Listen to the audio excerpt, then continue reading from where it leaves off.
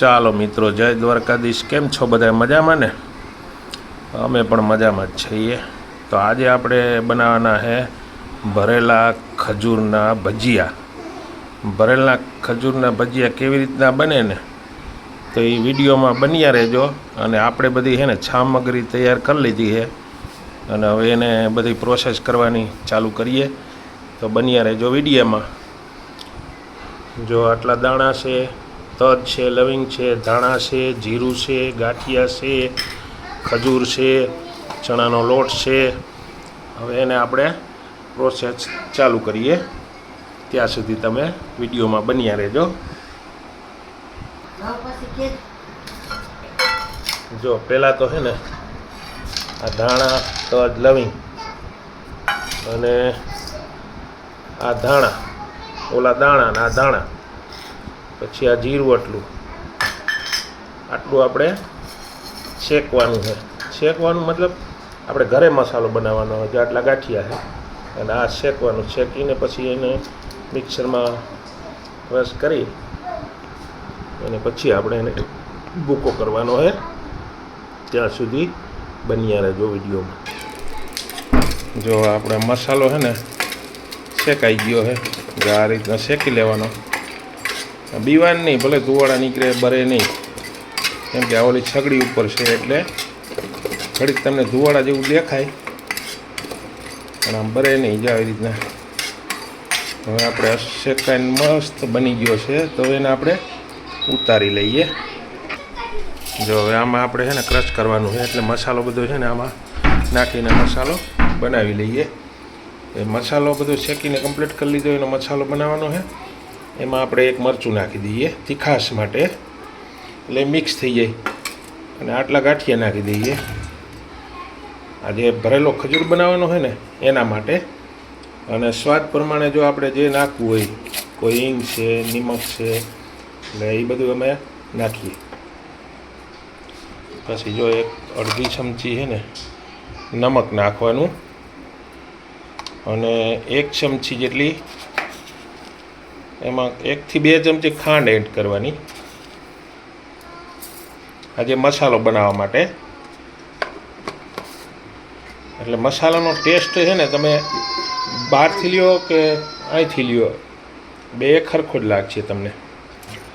તો હવે આપણો મસાલો થઈ ગયો છે તૈયાર। હવે એને આપણે ભરવાના છે, તો ભરી લઈએ આપણે। જો મસાલામાં છે ને, મસાલામાં થોડુંક તેલ નાખી દઈએ,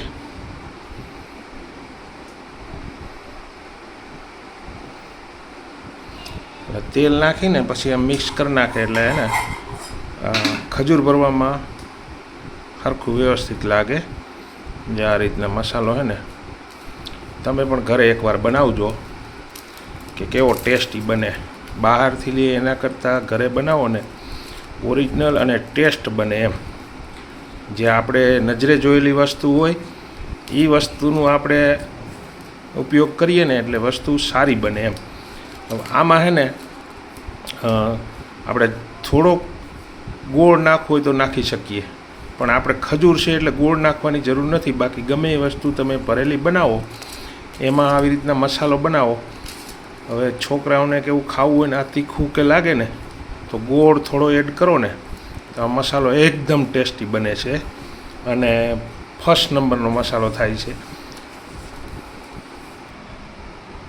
જો હવે આપણે છે ને ખજૂરમાં મસાલો ભરાય છે, જ્યાં 2-3 ભર્યા છે અને હજી ભરે છે।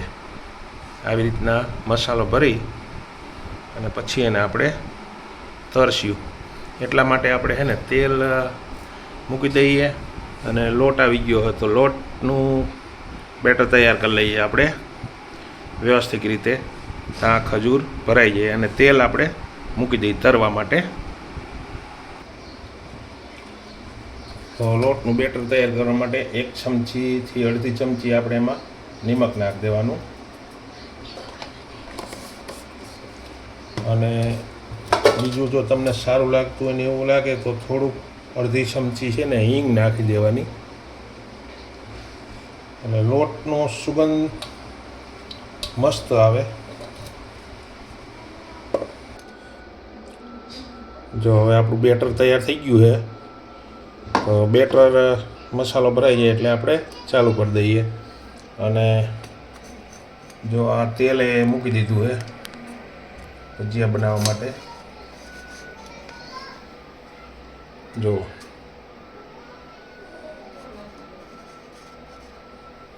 એટલે બધું આપણું કમ્પ્લીટ. જો હવે આપણે હે ને ખજૂરે ભરાઈને આવી ગયો છે, મસાલો અંદર ભરાઈને ખજૂર આવી ગયો છે. તો એ આપણે હે ને તરવા માટે તેલ મૂકી દીધું છે. જો તેલ મૂકી દીધું, હવે ગરમ થાય ને એટલે આપણે બેટરે તૈયાર થઈ ગયું છે.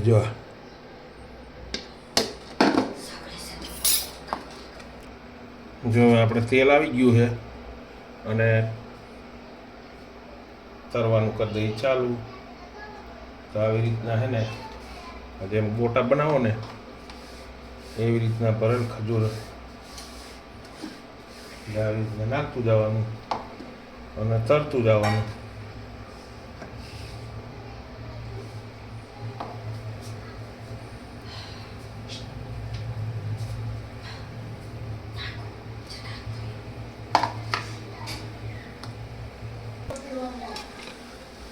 જો આપણે હે ને ભજીયા બનતા જાય છે.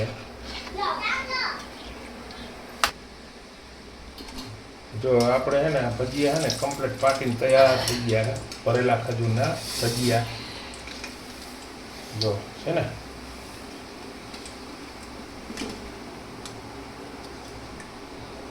જો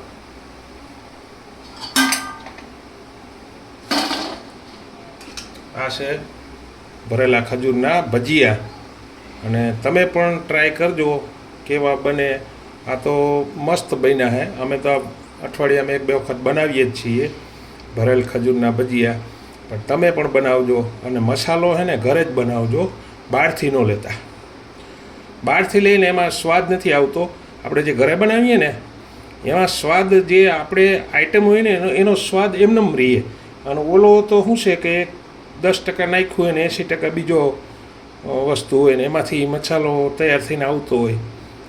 અને આ તો આપણે ઘરે બનાવીએ, આપણી નજર સામે બને એટલે વ્યવસ્થિત મસાલો બને છે.